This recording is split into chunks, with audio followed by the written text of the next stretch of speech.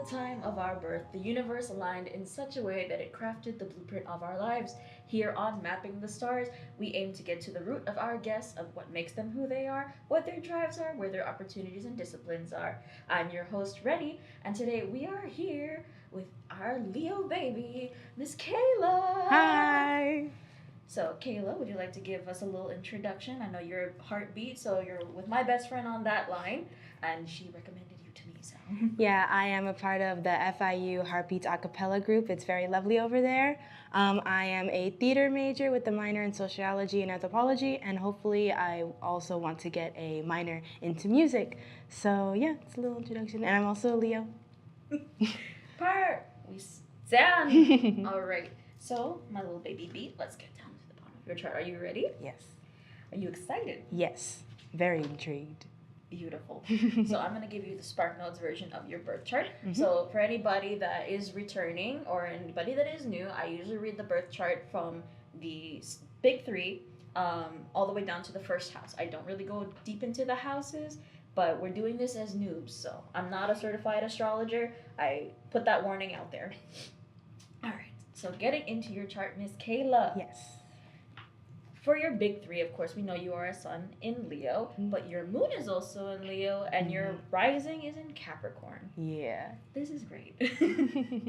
I'm already liking this chart. However, it's really funny considering that when I was going through it, like the dominant element that actually is in your chart is water. You are water dominant. And I'll explain that a little bit more as I read through your chart. At this moment in time, your dominant planets are your sun, which is in Leo, your Jupiter in Scorpio, and your Uranus, which is in Pisces. So you're part of that latter end of Gen Z that has the generational planet shift. Which, of course, I will get to that as I read into your birth chart. So let me go ahead and give you my initial interpretation before I even get to the detailed specifics. What I do see in this chart is somebody that's balanced in their needs and wants, being that your ego and what drives you and your self-identity is in line with your emotional sense, because your sun and moon is in the same sign. I do see somebody that's also pretty overprotective of the people they care about, heightened sense of intuition, and somebody that's a little bit more on the sentimental side, and this is because of having water dominant chart. Somebody that's also very generous, charismatic, but also practical, and that is your Leo sun with your Capricorn rising. But I also see that there is a potential conflict between wanting to be recognized for the things you do, but also having that reserved inner sense, and that's from your Capricorn. So, what do you think so far of my initial interpretation? I think it's really cool. Like I didn't know like with the water dominant and stuff like that, and and obviously like I am like pretty intrigued in like all of like leader terms, because I already knew that I was my big three because of CoStar, but I didn't actually know what they meant and stuff. So like you talking about it is really cool. It's really We're fun. not sponsored by CoStar, by the way. Oh, we are not sponsored by CoStar. We are not sponsored by CoStar, but you know what? But you know what? My DMs are open. If they see it. My DMs are open. If they Find see. my Instagram in the description. All right, so now let's actually get into the nitty-gritty of your chart. I did pull out some things that stood out to me, along with a few aspects that I did want to touch on.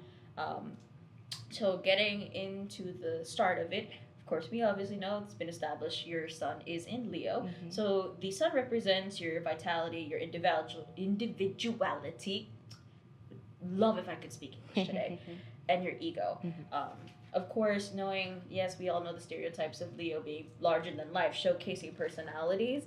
It can be a thing. Leos are big dreamers as well, very ambitious. They're very loyal, very hardworking when they can be. Simultaneously, though, there's also a little bit of a lazy streak, because when you catch them, it's kind of hard trying to move them. They are a fixed sign, so they can be pretty set in their ways. However, based on personal experience, and this is not coming for anybody's throat, sometimes Leos can be a little bit flip-floppy. Oh, yeah. Like, just so that way they can keep the harmony and the peace. It's just like, I want to get along with you, so I might change my tune every now and then. But that's just a personal thing. Combined, however, with your rising, there is a heavy energy on self-discipline. You are a little bit more grounded than most, and there is some planning involved, because of course Capricorn, we know, is very much material worth and structure. Mm-hmm. And this also gives you an air of dependability, so people do tend to rely on you a lot more. There's an air of responsibility that comes with this too.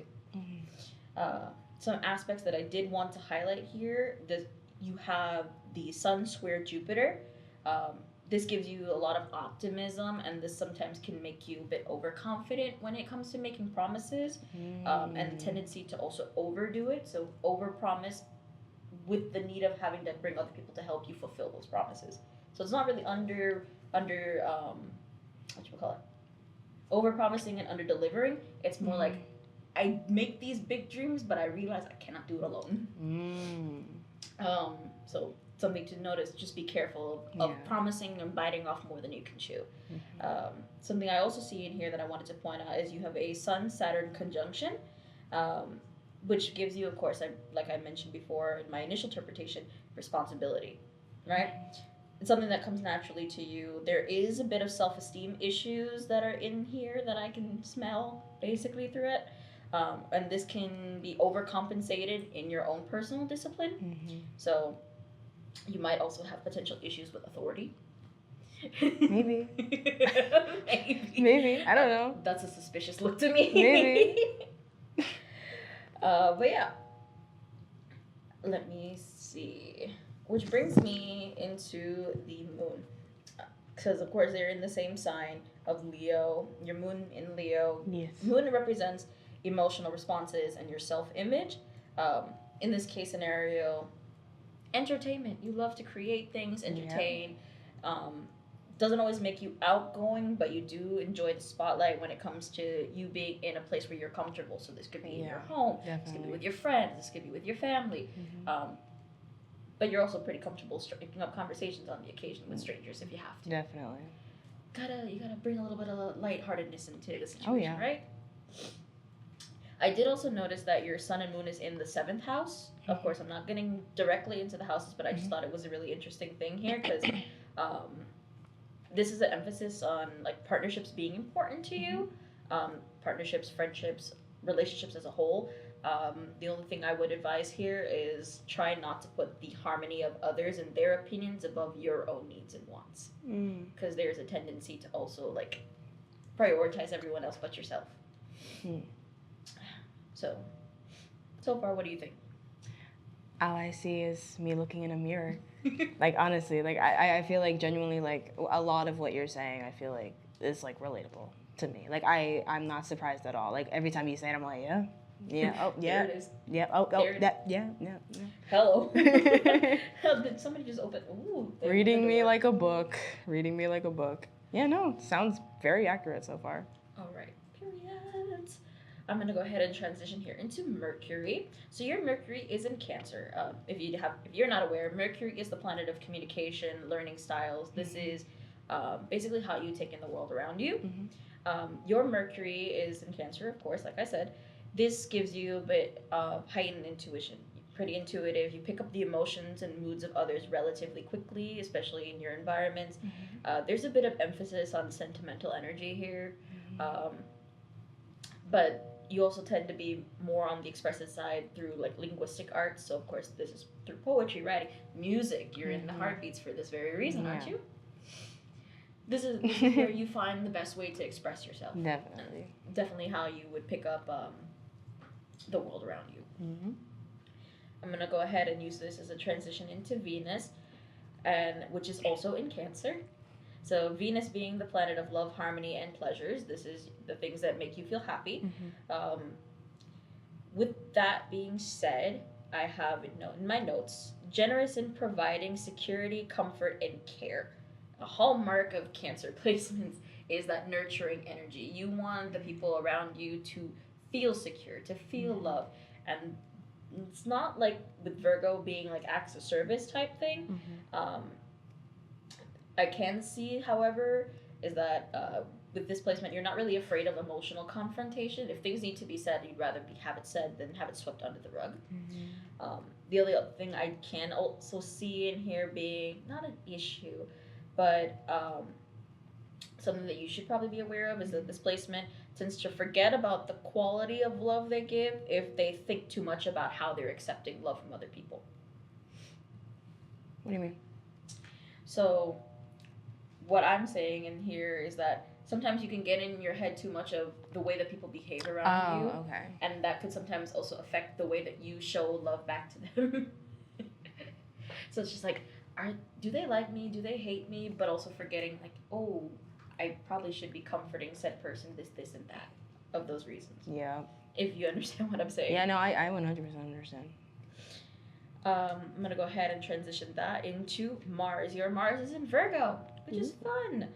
Mars in Virgo. Mars itself represents your courage, assertiveness, and this is your motivation as well. With it being in Virgo, I have a goal-oriented multitasker.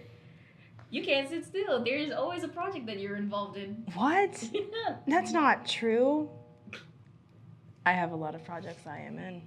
Quite literally, we're trying to get you out of here so you can get on to your next project. I have another project right after this. Yeah, literally. Busy bee. Busy, right? busy. Yes. The other thing that I see as a hallmark of Mars Virgo is that you have a system for doing everything.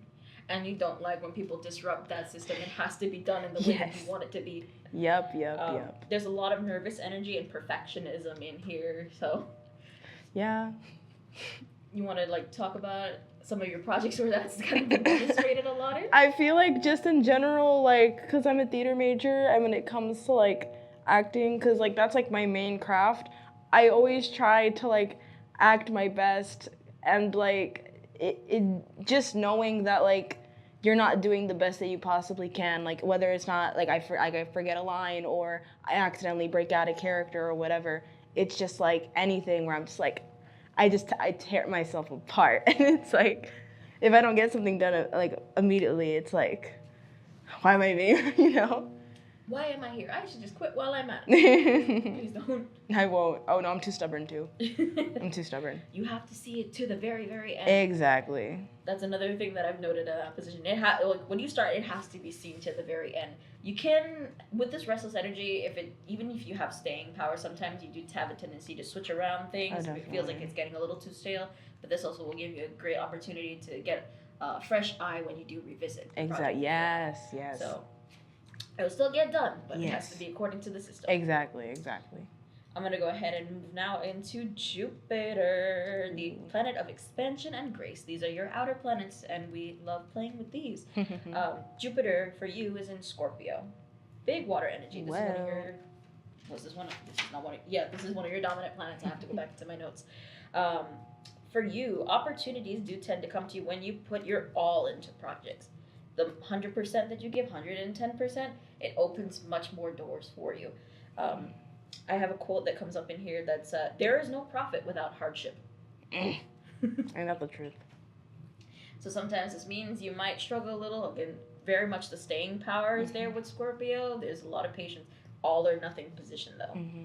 So it's either you put in 100% into a project or you just drop it like hotcakes because you're not really dedicated. Yup. That is very accurate. Very, very true. There is a tendency to be interested in more of the taboo subjects. Of course, a lot of philosophical thought that's in here. Something that's a little more on the darker end, but that's usually associated with Scorpio as a whole because there's nothing that you shy away from. At least I noticed that. Yeah. I'm a Scorpio myself, so I can attune to that. Yeah. I'm very open to a lot of topics. Nothing that scares you too much. No. So I'm going to go, as much as we have expansion, we do have contraction and discipline, which brings me into Saturn. Whoa. Your Saturn is in your star sign of Leo. With Saturn being in Leo, there is the fear of being disliked. So sometimes that means that you come off as being too modest at times. The natural assumption of responsibility, because of course Leo is also associated to leadership type positions. So again, responsibility comes very naturally to you. And because Saturn is also in your house 7, this can also indicate partnerships later in life. So it's a lot of establishment of self before you can think about bringing other people closer in your circle. And of course, house 7 usually deals with partnerships, relationship, and long-term marriage, if I remember correctly. Again, I am not an astrologer. I am a noob. However, I'm not uneducated. But yeah. As far as that goes, I would say, of course, bring it back to your Sun-Saturn conjunction, um, issues with authority, Mm-hmm. like Leo itself being authority position, your own sense of authority and your own self-discipline can sometimes conflict with those around you. Yeah. And it's kind of not my way or the highway, but it's really like we should probably be doing it this way. Mm. Your system probably would be better than the other person. But I don't say it as a way to compare things. I'm just saying this is jokes. Yeah. I'm going to go ahead and transition into Uranus. I'm sorry if it feels like we're going through this chart relatively quickly. Of course, we have somebody who has projects to I'm so sorry. There's nothing to be apologetic for. I can see how much this really means to you to try to get as much done and dip your toes into as many pools as possible. So I'm very, very thankful that Thank you are you. here. Thank you for having to me. Take your time Thank out you of your for day to be having here. me. So, getting back into Uranus, swing of things. Uranus represents freedom, revolution, and egoistic liberties, and yours is in Pisces. Of course, getting into the generational planets, Uranus, Neptune, and Pluto, they're going to stay in the same signs for quite a number of years. So a lot of your peers are going to have these similar placements. Of course, since even though we're both Gen Z, I'm earlier Gen Z, you're later Gen Z, so this planet is a little switch for us. Even with that being said, not a bad position. Pisces, Uranus is usually represented with idealists or visionaries. A lot of times you get stuck in your own dream world, a lot of fantasy, a little bit of illusion. However, heavily involved in the arts. Well, no shit. Right? No, I never would have thought. A lot of the times, like your ideas of trying to bring change to the world is through your creativity and enhanced sense of empathy. Yep. Because of course Pisces placements are very intuitive, very emotional, trying to connect with people, very dreamy energy. So this is kind of not the ideal world you want to live in, but I'm going to bring it into the ideal world you want to live in. Bringing in Neptune, which is the planet of fantasy, illusion, and imagination. It's a planet that most of us Gen Z share, with the emphasis on humanitarianism and creativity, compassion, and intellect. This is the Gen Z planet, Neptune, in Aquarius. But, I mean, we see it a lot too with a lot of social media influencers trying to keep us up to date with, like, the news and trying to encourage people to fight for the causes they believe in. Is that something that you try to pursue as often too? Yeah. Enough said. I mean, yeah, I do. I mean, it shows in a lot of times in the work that you do. So it could be in the plays that you perform. It could be in the music that you sing, in the way that you try to bring changes into people's lives little by little. For example, case in point, when you guys had ICCAs. Yes. And afterwards, y'all singing in the diner, in Yes. y'all's diner, bringing everyone to tears. Yeah, it was a very lovely waitress, and she was brought to tears, and we gave her a big hug. It was a very nice moment because it felt really nice that I was able to make someone like feel really nice, even if it was just for like a little bit. Yeah. It was very, very sweet. It was a very sweet moment. Make her day. Right? Yeah, we literally made her day. It was a very, very sweet moment. You guys did so well. Oh, thank you. Even after comp, I'm really proud of y'all. Thank you. All right, so I'm going to go ahead and use that as a transition into Pluto, the planet of transformation, energy, and power, at least with it being in Sagittarius. A lot of the times your transformations are done through philosophical searching. So it's a lot of question of self-reflection, trying to better who you are by taking that time to evaluate and do that soul searching. Enhance, like, I would say emphasis on therapy. No. I mean, why not? I mean, it. Yeah. This position in Pluto strengthens your innate, the conscious feelings. So your spirituality may be enhanced in this case. Not necessarily religious spirituality, but your sense of self. Right. Enhanced sense of self. That's kind of all I have to say about your personal planets. Let me bring into your rising, of course. Your rising being in Capricorn, and I always say that the rising self words. Love if I can find them. Your rising, your first house, is your self-identity. And I always like to say that it's kind of like a mask that people see before they actually really get to know you as a whole. With it in Capricorn, Big emphasis on family here. Rules, and responsibilities, self-discipline and structure. This position makes you very image conscious, so the way that you come off to people, you always are trying to be the best version of yourself and not try to show way too many of your weaknesses. Don't let them know your weaknesses. They will take advantage. Never. There is some denial of your own self-pleasures at times because it's like, it's a lot of self-censoring of like, I shouldn't. But sometimes the things that you want, you tend to restrict on that until you feel like you've earned it enough. There's also deadpan humor in here because Cap is a hallmark of Capricorn. Delivery of jokes, but it's literally like driest humor possible. It's still funny though. I eat it up. I eat this shit for breakfast, lunch, and dinner. So I love it. And yeah, I think that's all I need to say on this chart. So. How did you feel over the entirety of your reading? All I heard was just like, not stuff that I already knew per se, but just like more expansion on that. Because every time you read something new, I was just like, yeah, that seems, seems accurate. Seems accurate. Yeah, no, it was really, really like interesting, like hearing like someone else like talk about me. That sounds weird. Wait, like how like I am as a person, how others might perceive me.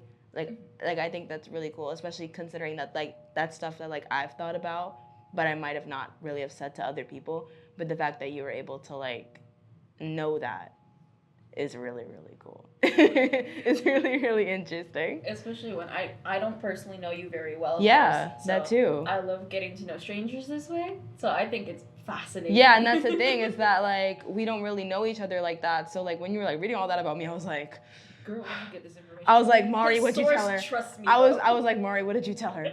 Mari, what did you tell her? What did you tell her? My insider did not disclose any info to me. Anyways. Alrighty. So I think that's pretty much gonna wrap up your chart. That's it. Thank you so much for having me. Yes, of course. I'm so happy that you did take the time out to be here. So thank you again. Of course.